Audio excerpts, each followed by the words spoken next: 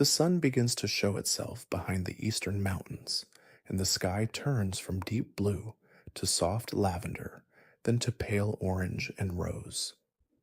You are lying on a sleeping mat made of woven reeds and soft plant fibers, and the air around you is cool and still. You have not yet opened your eyes, but you feel the light changing behind your eyelids, growing warmer and softer with each passing moment. Somewhere outside your home, a bird calls once, then again, a low and gentle sound like a stone dropped into still water. The calls are not hurried. They simply rise into the quiet morning air and fade away, leaving silence behind. You stretch your legs slowly beneath the thin cotton blanket that covers you. The blanket is light and soft, worn smooth from many nights of use. Your feet touch the edge of the sleeping mat, and you feel the texture of the reeds beneath your heels, slightly rough but familiar and comforting. You turn your head to one side and breathe in deeply. The air smells of earth and dried corn husks and the faint sweetness of marigolds from a garden somewhere nearby. There is no need to rise quickly. The morning is long and gentle, and you have nowhere to be except here. You open your eyes at last, slowly, and the first thing you see is the ceiling of your home, made of wooden beams and thatched palm leaves. The morning light filters through the doorway, casting long golden shapes on the packed earth floor. Dust motes drift in the air, moving without purpose, catching the light for a moment, and then disappearing into shadow. You watch them for a while, not thinking, just watching. Your breathing is slow and even, and your body feels heavy and warm beneath the blanket. After some time, you sit up. The movement is slow and easy. You reach for a clay cup that sits beside your sleeping mat. The cup is unglazed and cool to the touch. Inside is water from the night before, still fresh and clean. You bring the cup to your lips and drink, small sips, feeling the water slide down your throat. It is cool and simple and good. You set the cup down and run your fingers through your hair. The morning light is brighter now, and the bird outside calls again, a little closer this time. You stand and walk to the doorway. The floor is cool beneath your bare feet. You push aside the cotton cloth that hangs across the entrance, and you step outside. The air is warmer now, but still gentle. The sky is wide and pale blue, with a few thin clouds high above, moving slowly. You stand in the doorway for a long moment, feeling the sun on your face and arms. The warmth spreads across your skin like honey poured slowly from a jar. The village is waking around you, but softly without hurry. A woman walks past carrying a large clay pot on her head, and she nods to you as she passes.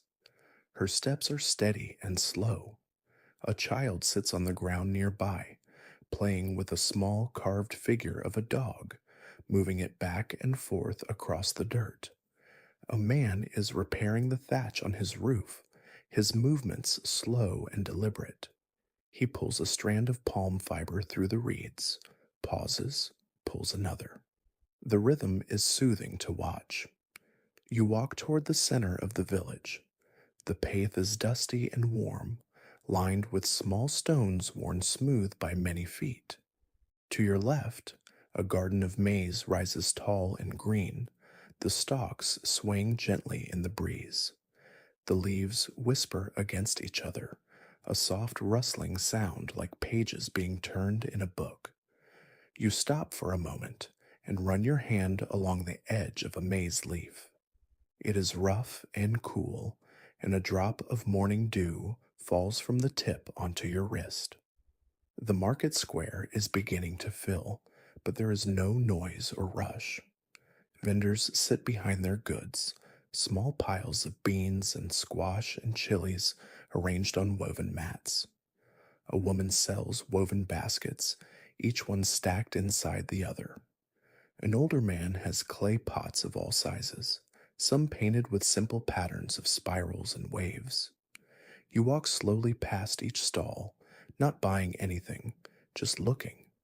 The colors are soft and natural, browns and greens and deep reds. Nothing is bright or harsh.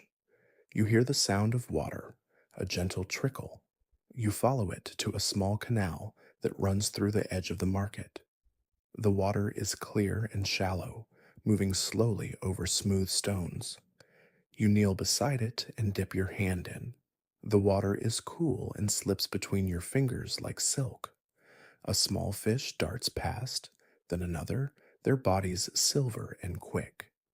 You watch them for a while, then sit back on your heels and close your eyes. The sun is warm on your face. The water continues to trickle. You stay like that for a long time, not moving, not thinking, not just being. The morning has passed into afternoon without your noticing. The sun is higher now, but its heat is gentle, softened by a light breeze that moves through the village from the south. You have left the market and are walking along a path that follows the edge of the maize fields. The plants are tall, taller than you, and the path is narrow. The leaves brush against your arms and shoulders as you walk, cool and soft. The earth beneath your feet is dark and rich, and you can smell the deep old smell of soil and growing things. You come to a small plot of beans growing low to the ground. A man is kneeling among the plants, his hands moving slowly, checking each pod. He looks up as you pass and smiles, a quiet and peaceful smile. He does not speak, and neither do you.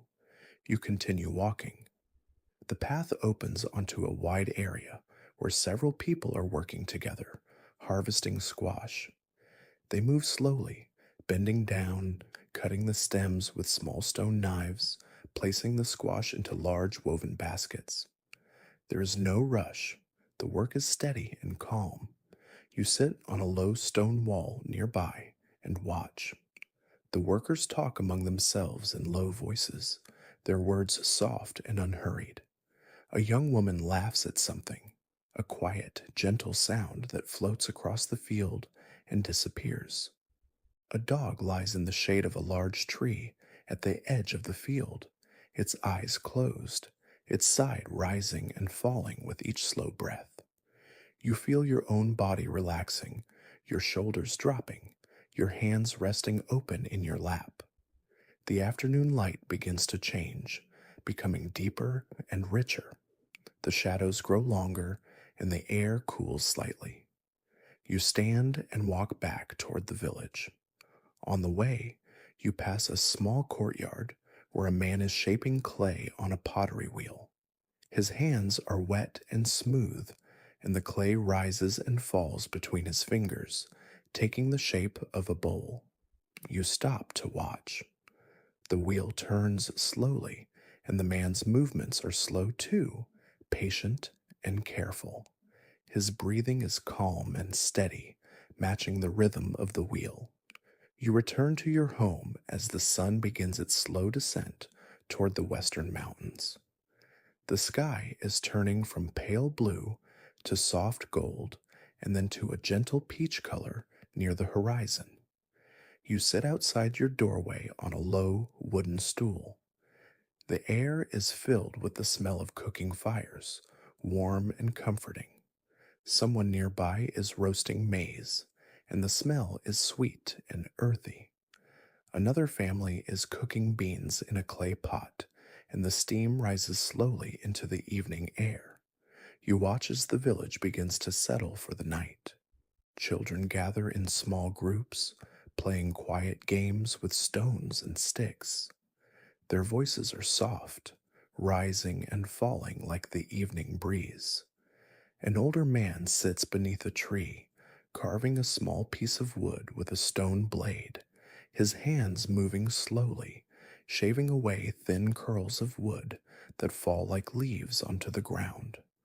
A woman sits beside him, weaving a basket, her fingers pulling the fibers tight and then loosening them over and over in a peaceful rhythm. The light continues to fade.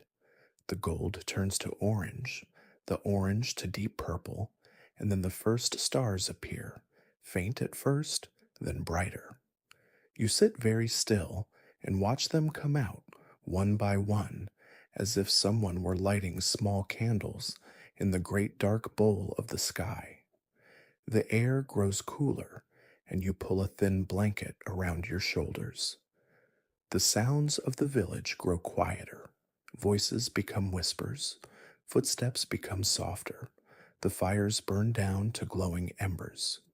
You stand and walk inside your home. The darkness inside is deep and soft. You find your sleeping mat and lie down. The reeds feel familiar beneath you. You pull the cotton blanket up to your chin and lie on your back, looking up at the thatched ceiling. Through the small gaps in the thatch, you can see a few stars, tiny points of light that seem to move slightly as your eyes adjust. Outside, the world is almost silent now. A dog barks once, far away. An owl calls twice, low and soft. The wind moves through the maize fields, and you can hear the rustle of the leaves, a sound like gentle rain. You close your eyes and feel your body sinking into the mat, heavier and heavier, warmer and warmer. Your breathing slows. Your thoughts drift away like clouds. There is nothing to do, nothing to remember. Only this, only now, only the soft dark and the quiet. Sleep comes to you like water, finding its level, easy and natural. You do not fight it, you simply let it happen.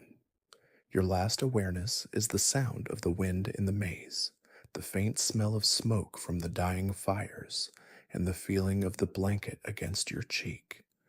And then there is nothing but the deep and peaceful dark, and the stars above the valley, and the long, slow, gentle night.